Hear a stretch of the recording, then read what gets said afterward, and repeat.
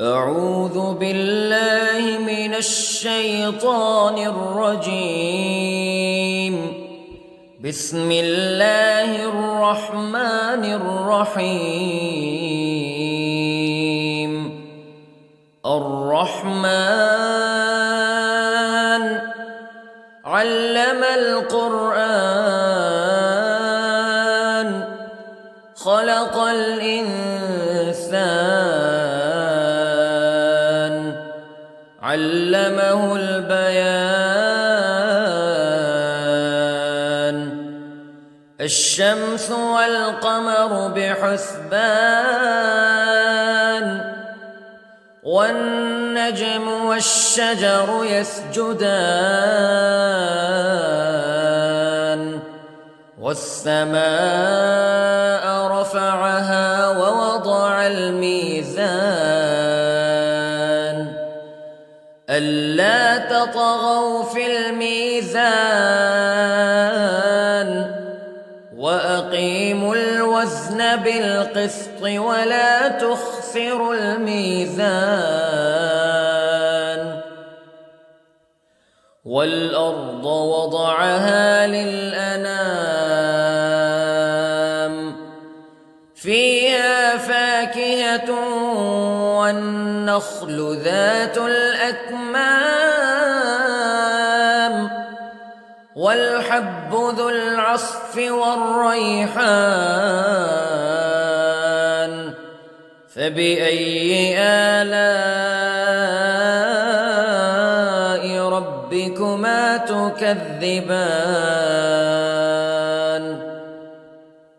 خلق الإنسان من صلصال كالفخار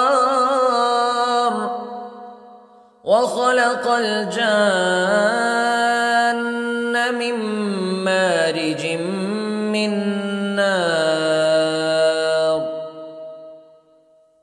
فبأي آلاء ربكما تكذبان. رب المشرقين ورب المغربين فبأي آلاء ربكما تكذبان. مرج البحرين يلتقيان بينهما برزخ لا يبغيان فبأي آلاء ربكما تكذبان. يخرج منهما اللؤلؤ والمرجان فبأي آلاء ربكما تكذبان. وله الجوار المنشآت في البحر كالأعلام فبأي آلاء ربكما تكذبان. كل من عليها فان ويبقى وجه ربك ذو الجلال والإكرام فبأي آلاء ربكما تكذبان.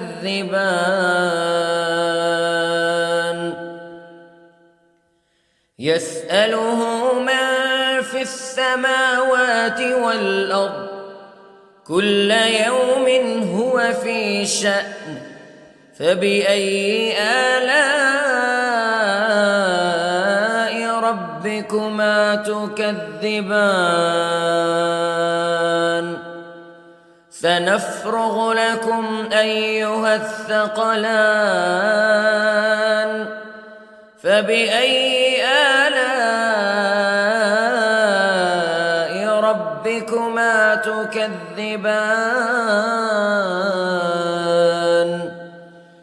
يا معشر الجن والإنس استطعتم أن تنفذوا من أقطار السماوات والأرض فانفذوا لا تنفذون إلا بسلطان فبأي آلاء ربكما تكذبان يرسل عليكما شواظ من نار ونحاس فلا تنتصران فبأي آلاء ربكما تكذبان فإذا انشقت السماء فكانت وردة كالدهان فبأي آلاء ربكما تكذبان فيومئذ لا يسأل عن ذنبه إنس ولا جان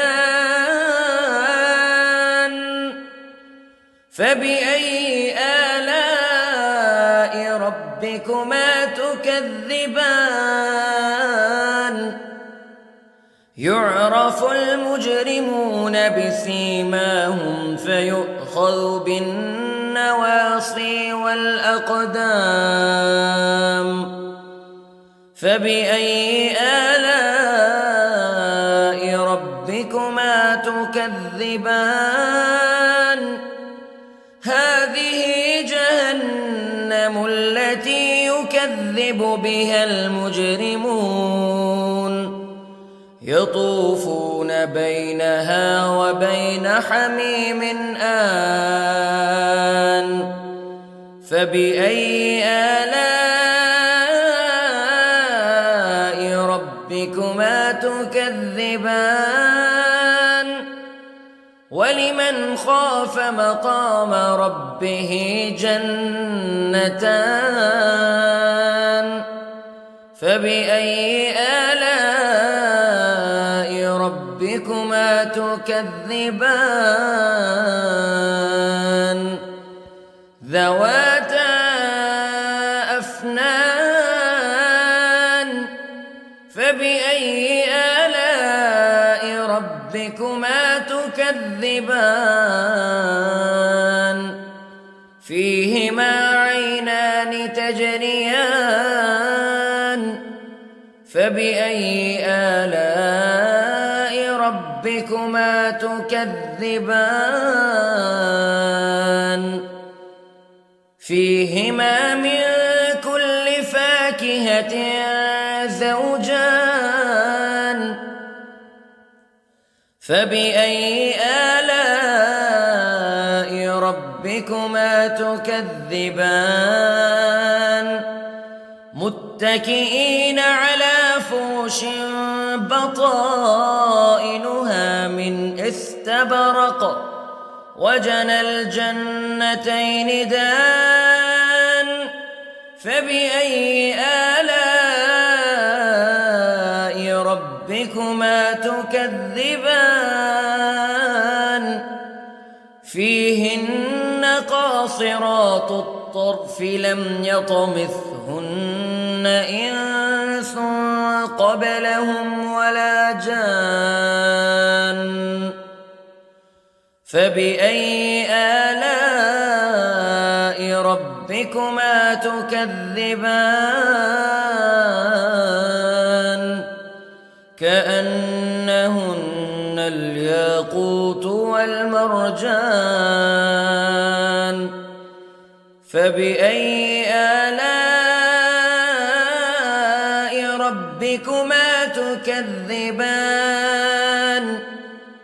هل جزاء الإحسان إلا الإحسان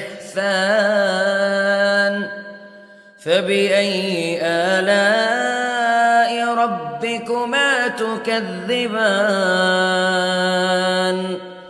ومن دونهما جنتان فبأي آلاء ربكما تكذبان